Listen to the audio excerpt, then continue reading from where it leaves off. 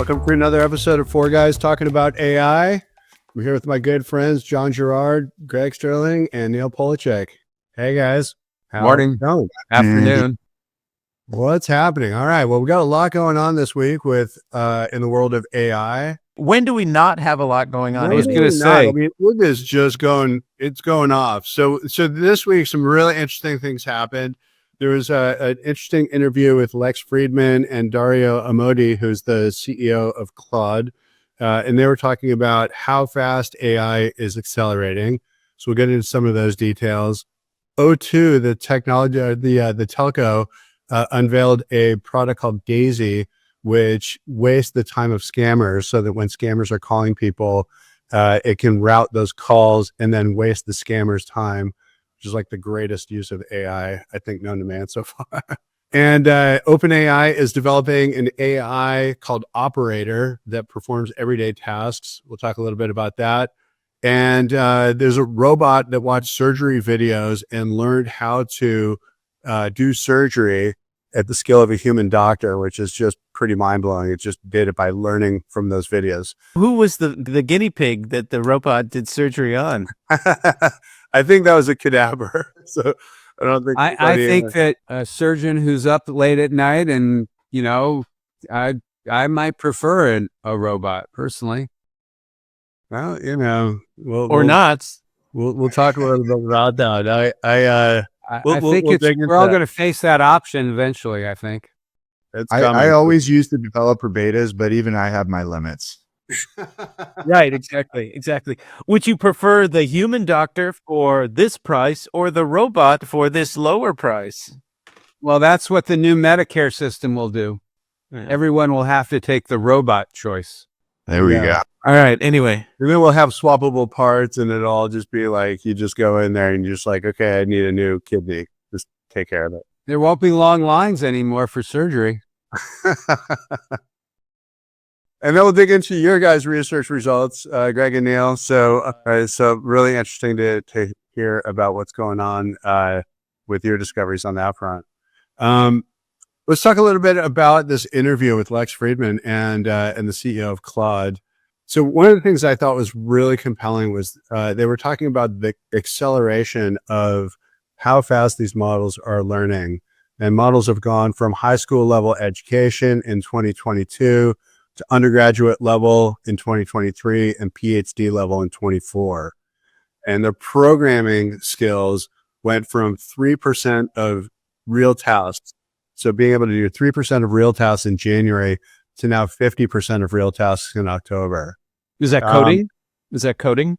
Those are real tasks. So those are doing things where you like this robot thing that we're talking about, where the robot can learn and it can do those kinds of tasks. The timeline is important with this and how fast it's accelerating, right? So the machine learning aspect of this, I think, is what's compelling. And, you know, none of us have experienced machine learning acceleration. We live in a linear world. So a lot of this stuff is happening way faster than we've ever experienced. What do you guys think about this? Yeah, I mean, I think it's a real thing. I mean, we saw it sort of right out of the gate that, you know, a model would come out, you play with it, it's okay, or it's mind-blowing in a certain way, and a week later it's mind-blowing all over again for a whole new set of reasons. And I do have questions about what it would mean to continue at this exponential rate. You know, there are always limits. Like at the end of the game here, like, you know, we're limited by the total number of atoms in the universe, right? So like at some point, that's a lot of atoms, though. A lot of atoms. But at some point, you know, everything that has a growth curve, and especially an exponential one, you know, runs out of stuff, right? So the question is, what does that mean in this context? And I don't know. I don't know what the answer is. I do know, though, that if you're measuring it, for instance, on, you know, being able to do real coding tasks, and we're at 50% right now, like 100% seems like a natural upper limit. Like if it can handle 100% of coding tasks, then it's done. Like it's completed it. And I wonder the same thing around some of this, these questions about matching various levels of human intelligence, right? So it was high school, and then it was college, and then it was graduate school, and PhD. now it's PhD, right? So this gets into some weird and interesting, metaphysics and philosophy around even what we mean when we talk about intelligence. So like that runs away for however much longer, however many more months or years. What does it mean to be as smart as the smartest human? Or are we sort of starting to talk about true super intelligence? And I don't think we know the answer to that. My suspicion on all this stuff is that there are certain upper limits associated with, our own definitions of, we're feeding this human stuff and asking it to solve human problems. So it feels like human intelligence is an upper bound here in some interesting way. Now, as soon as there's a self-improving aspect to this and some of this agentic stuff, I think we might be decoupling ourselves from a human intelligence boundary. Yeah. Yeah, well, that's what I was going to ask you, John. I mean, what's 100%? I mean, it's at 50% of what humans do, but that's just kind of an arbitrary number, isn't it? It's what humans have done. That's the big question, right? Is do we now have to come up with a new metric because it's exceeding what humans can do, right? What the best human at this thing could do. So maybe that number goes to 200%. Well, what does that even mean in that context? Right. Yeah, I think what it all means is that it can hallucinate progressively more convincingly. Is what it actually means. That could be too, right? No, my sort of semi-serious point is, I use ChatGPT every single day for hours a day. I said this before, I burn through the limits and I have to go cool off for an hour or whatever and come back to it. So I am very bullish. I am very much a user, and I could not envision doing the work that Neil and I are doing or without it now. It's indispensable. However, I would say that when we get beyond human levels of comprehension, or we get to this place of such sophistication, I mean, there are obviously advances that will, medicine and scientific discoveries that could be very, very beneficial that may not be available in the absence of these advances. But I start to worry about not understanding, sort of becoming dependent on these machines and not being able to do things without them, right? So think about if there were some, catastrophic thing that happened in society. Not that that's not on my mind now 24/7 in the wake of the election, but think about if there was something catastrophic that happened in society and our electrical grid went down and all these systems that we depend upon every day went down, right? Would we be able to do basic things like get our own food and build shelter for ourselves? We are so dependent on technology, and we're already there, Greg. No, I know, but we're way past that point.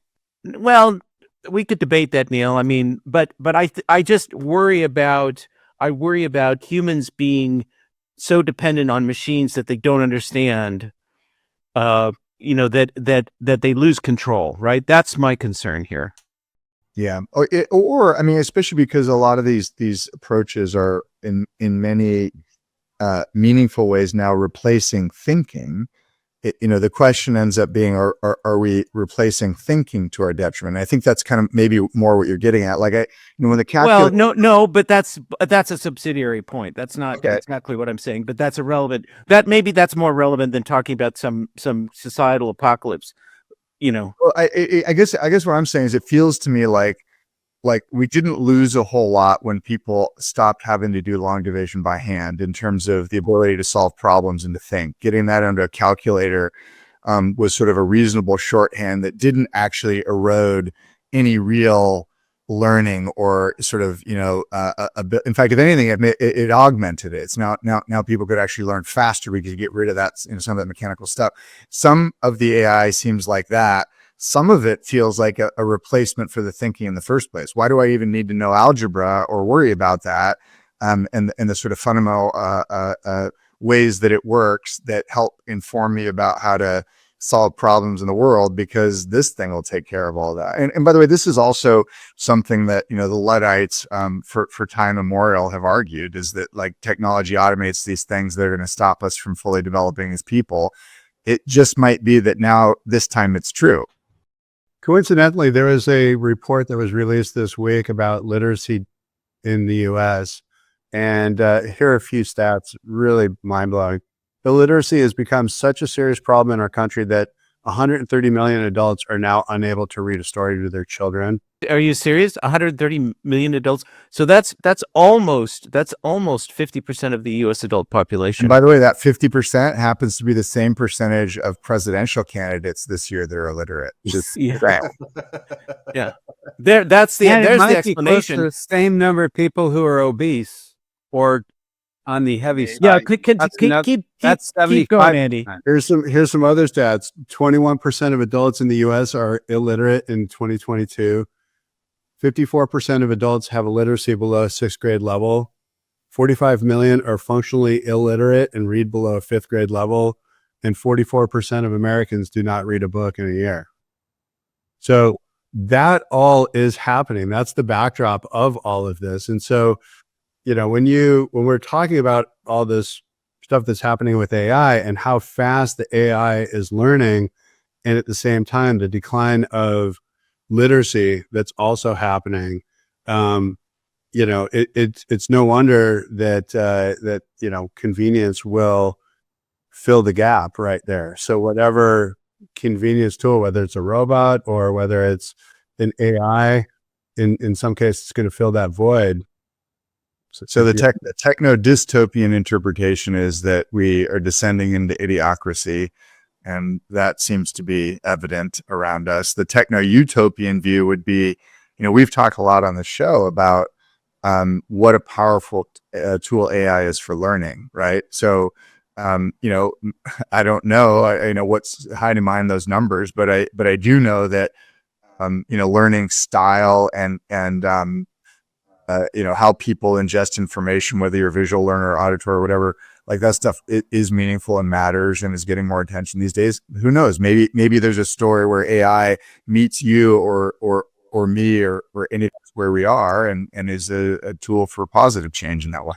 So literacy, I'm not going to defend illiteracy, but literacy does not necessarily equal native intelligence, right? So, if you think about the history of human existence and human civilization for the very long time, thousands of years, there was speech, but not writing, and then there was writing, but the vast majority of the population was not capable of reading it. It was a priestly class or a very small educated class that could read and write. And that lasted until the modern era, essentially, wherever we want to put that.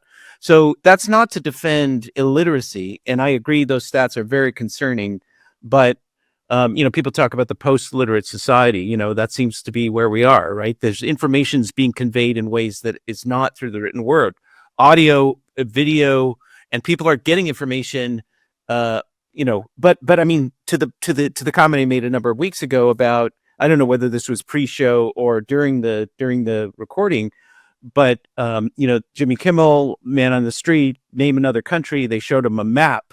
They showed people a map, name another country.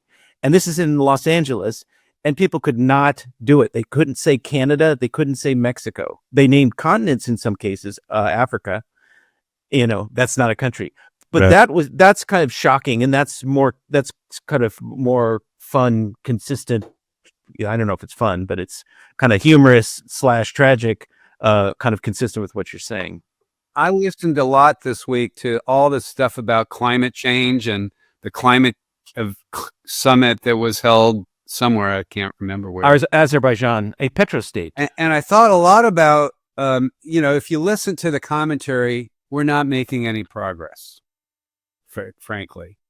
And I guess I was thinking about, well, and because I've had this conversation with my son-in-law, who's very much into this AI stuff, and he believes AI will there'll be something that comes out of this AI world that radically improves our chances of surviving this climate crisis. Anyway, I just thought, that's a topic that's going on this week that is, very important. And maybe there is something that comes out of all this AI stuff that can bend the curve much more quickly than humans trying to negotiate. I don't know if you guys have seen this Eric Schmidt video. He was on a panel where he was being asked about what his thoughts are of when AGI becomes real.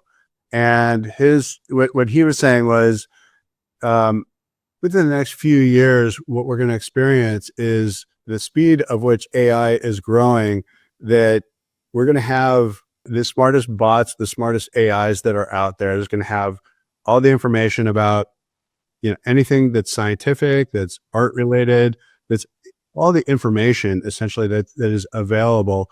We'll have the smartest and the most talented of these trained bots that will be fully evolved by, say, 2029, right? So if that is a benchmark and that exists, how do you use that? What are the applications, and how do people? Where do you apply it? There'll be tons of applications, obviously. I mean, there'll be tons, and I mean, it doesn't, everybody's talking about artificial general intelligence, and it may not be, I mean, that'll be an important threshold or benchmark or milestone, but for most people, they won't notice that, because I think they'll just be using these tools and products and software and devices, and they'll work or they won't work, or they'll deliver or they won't deliver. And it's really the scientific community and people like us who are obsessing on these things that will care about that.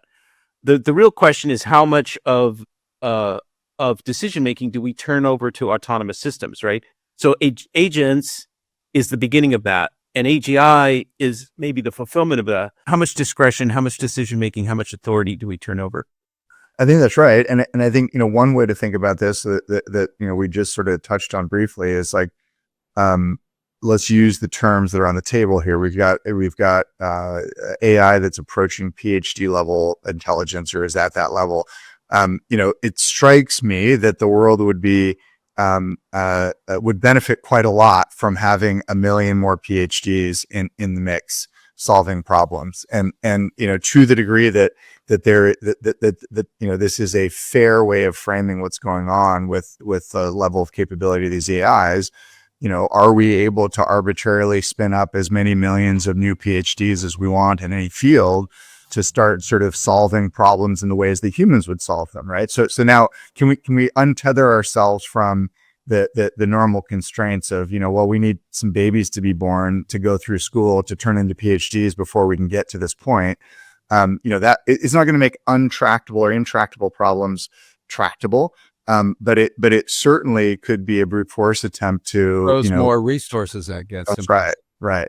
One more thing on this climate thing. Wouldn't it be ironic if one of the consequences of all this AI stuff is that in the United States, nuclear power comes back into vogue because the powers that be seem to want to get there, and that starts to reduce our dependency on fossil fuels? Wouldn't that be ironic? Two responses to that. Nuclear power is coming back because of AI, because there's desperation for power. The power consumption is staggering, and also the carbon footprint. I mean, AI is contributing to global warming right now, and so they need, people need more power just in general, and then hopefully renewable energy, and that nuclear is being seen as the fastest way to get there. From some of these tech companies. So I do think nuclear will make a return. Hopefully it will be improved versus the 3 Mile Island days. And right now, AI is a net negative for climate change because it's producing a lot of, But wouldn't it be amazing if it became the real driver of climate moderation? That would be fascinating. One of the things I've been thinking about with all of this acceleration at the intelligence level is the form factor and the interface that we're all going to experience, and interface with all this intelligence. OpenAI is developing a new AI model that they call Operator that performs everyday tasks, right? So this is agentic AI. So think of everyday tasks like being able to tell it to do various things on your computer or go find me information, and it goes and finds that information and packages it together for you. Or maybe just sit side by side with an employee that does a lot of repetitive tasks, and it just learns it in a week and then can do all of that kind of thing. So that's one example. This week also, Mark Zuckerberg mentioned that the phones will be gone soon, and there'll be, glasses will be the new form factor for phones going forward. Not quite sure about how fast that's going to happen, but the form factor of this all is really interesting. What do you guys think? Well, Zuckerberg is saying that because he's selling smart glasses and not phones. If he were selling phones, he wouldn't be saying phones are going to disappear. Yeah. But I do think that what's interesting is, people have been sort of searching for what's the next form factor after the phone or after the flat screen. And the Ray-Ban, the smart glasses, seem to be accelerating, and AI, I think, is a piece of that, right? So glasses plus AI and assistant, I think, is going to be a viable form factor that we see in the future. It's not going to replace phones. People aren't going to give up their phones, but it's like a smartwatch, right? You have a smartwatch and a phone. You'll have these glasses and a phone. Now, maybe you substitute the glasses for some of the things that you would do on the phone, for certain kinds of informational lookups or making calls or quick checks of certain things, but you can't do everything on the glasses that you do on the phone. And by the same token, you can't do everything on the phone that you do on the desktop. So all these technologies will exist side by side, and there will be some substitution. But I think AI is a critical piece of that equation. In the absence of AI, I don't think you'd have the same uptake. Doesn't Apple think it's going to be a wall hanging device? Well, that's another thing that they're working on, but that's not a substitute. So Apple is casting about for new sources of growth, and they thought Vision Pro might lead to something that's sort of so far not proven to be true. They're going to work on some Ray-Ban styles, cheaper smart glasses eventually. This is their this is sort of playing catch up to some of the other smart home stuff that has existed from Amazon and other people. And we'll see if it's interesting. They're gonna go do security cameras and a bunch of things like that. And not everybody can afford the $3,500 Vision Pro, so they're gonna have to do something else. You could see that as a really sort of radically expensive proof of concept of something that then they will have to slim down and address to certain categories of people who can afford it, business users or certain industries or whatever. And then the for the rest of us consumer product is still something else that may be derivative of those things, but it's not one of those. The next Vision Pro is going to be $2,000, right? So really slightly more affordable. Sports, though. It was really awesome to watch sports on that thing. Yeah, well, but I mean, people fundamentally don't want to wear something on their hip face, like the alien for hours at a time. For 30 seconds, it was really fun. Yeah, exactly. But anyway, so all these form factors, I mean, it is the AI pin has not done anything. That's dead. The rabbit device is sort of interesting, but that's not really doing anything. So people will continue to innovate and create these new distribution points, form factors, but the common element is AI across all of them, I think. John, what do you think about this operator AI that this AI model that OpenAI is releasing? I think it's we've sort of talked about this idea of agentic AI here, and this is a big step towards that. And what do we mean when we say that? What we're talking about with agentic AI is something that acts as an agent, or you can say has agency of some kind, meaning that it can be given a problem and then figure out how to assemble the things that it needs to go and solve that problem, right? So at a very basic level, you can think of the way that a personal assistant in a business might act as an agent for you, where you say, hey, I need you to go make these changes to my flight, right? Or the one we've talked about a little bit on here before, can you make a reservation for me? This is the dream 15 years ago or so whoever that was, it's like turns out to be sort of a hard problem, right? Right. So this is seems to be very much OpenAI's push into that space, and probably is where all the really interesting stuff happens from here. It's also, I think, the place you would most likely see more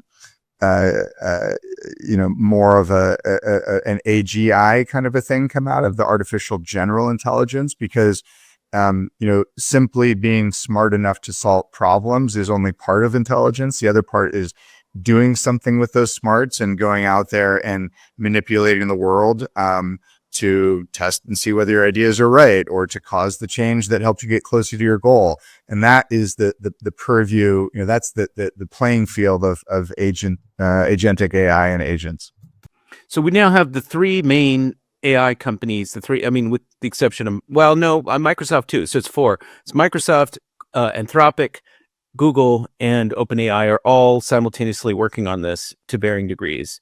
Yeah. And so this is going to happen. It's going to happen relatively soon. Simple use cases at first, getting more and more complex. A lot of automations that would otherwise be done manually, with implications for how we interact with information online, and potentially job displacement over time. NVIDIA is the sleeping giant in all of that. Also, they're looked at as the chip company, but they've created their own AI model that rivals intelligence factors at OpenAI's level. And also they have a hardware division that is going hard after agentic AI. So imagine, like in the similar way that ant colonies kind of operate, an agent isn't just like, go and fetch me something. It's go and do something and break up into a swarm of a colony of things that can happen, and then pull it all back together, and then go back out and pull it back together. So the complexity of what can be done when that works in concert with each other can be really significant. That's a very profound kind of concept. I don't think we've experienced anything like that so far. All right, moving on. So let's talk a little bit about the research results that you guys dug into. I think that was fascinating, as we were talking about it before. Yeah, a lot of what we're talking about, at least in a mundane context, has implications for how we retrieve information, how we engage with information online, which has been the domain of Google historically, right? So Google has won and controlled that for 20 years, and now we have disruption in the form of AI. And so we wanted to, is part of our sort of general effort to understand what's going on with AI in the local market, which includes small businesses and franchises, consumers and agencies. We did a consumer survey, which is our third survey, and we asked them a bunch of questions about search, how they search and what they think search is good for, and whether they use AI and what they think AI is good for. And just without getting into a lot of detail, there's a lot of detail there that we can unpack later. But for now, some of the very high level findings, which are interesting, are, this survey required people to search at least weekly and to have had experience to have used some AI tool at least once. So pretty low threshold, but this is not the total US population here. And what we discovered was that people like Google. They still like Google very much. We assumed they would be very critical of Google, but the vast majority, 77%, essentially said it's easier today to find what you're looking for in a search engine, which is not my experience and not the experience of many people, but that's what these people said. And that was a kind of a surprise. But at the same time, a lot of them are AI users, and almost 50% of them think that search and AI are basically interchangeable. And they also said that a high percentage of them are daily AI users. ChatGPT is the highest, most used AI tool. Gemini isn't far behind in this case. But what's interesting is two other things. They said that 26% rather of these people said that they are now searching less as a result of using AI. The rest of them are still either searching the same or more. And then we asked them if they thought that AI was going to replace search in the next few years. And the majority said yes. So even though they like Google still very much, and many of them rated search and Google was the one thing they would choose if they had to rely on only one tool, and they rated search as a more reliable source of information across a bunch of categories. Even though they like Google and they rely on Google and they would choose Google over everything else, they see this move to AI, which is reflected in their own behavior to some degree, as inevitable, which I think is really interesting. One of the other questions we asked in that survey is we asked about a virtual coach, and 71% of the people who said they thought that was interesting believed it could replace people, a human being or person. So that Or it would be just as good as, just as competent as. Yes, at least as good. I think that was the wording, at least as good as. We could look it up. But they thought these tools are going to be able to replace people as a virtual coach. Virtual business coach or life coach. Yeah. I mean, that's early on, people feeling pretty good about the results they're getting. Yeah. And it's hypothetical. I wonder what the gap is right now between what people think is possible and what they will actually do. You know what I mean? Like, so I think maybe I might even answer yes to that I think an AI coach could be better. And yet when it came down to making the choice, which way would I actually go? Well, this illustrates the difference between what people say in surveys and their actual behavior. And there's often a gap between how they answer a survey, which could be aspirational or could be semi-hypothetical, and what their actual behavior in the real world is. And that's kind of reflected in their preference for Google in the present and their usage of Google, and their projection into the future around what they think is going to happen. Well, and I think that 71% said it could be as effective as a human being or another person, speaks to our dissatisfaction in many ways with our peers and the incompetency we run into, and that these things aren't going to be incompetent, they're not going to be lazy, they're going to be there full time, all those things. So I think it also speaks to our current level of expectation and sort of relying on our human peers, which is the reliability of these AIs is really pretty fascinating, and that aligns a lot with the aspiration of I just want something to help me in the moment, and it's always there. That's meaningful. So I think it speaks to our current human condition a lot. All right, let's wrap it up. Thanks so much, everybody, for listening. Great conversation. Thank you. Have a good one. See you later.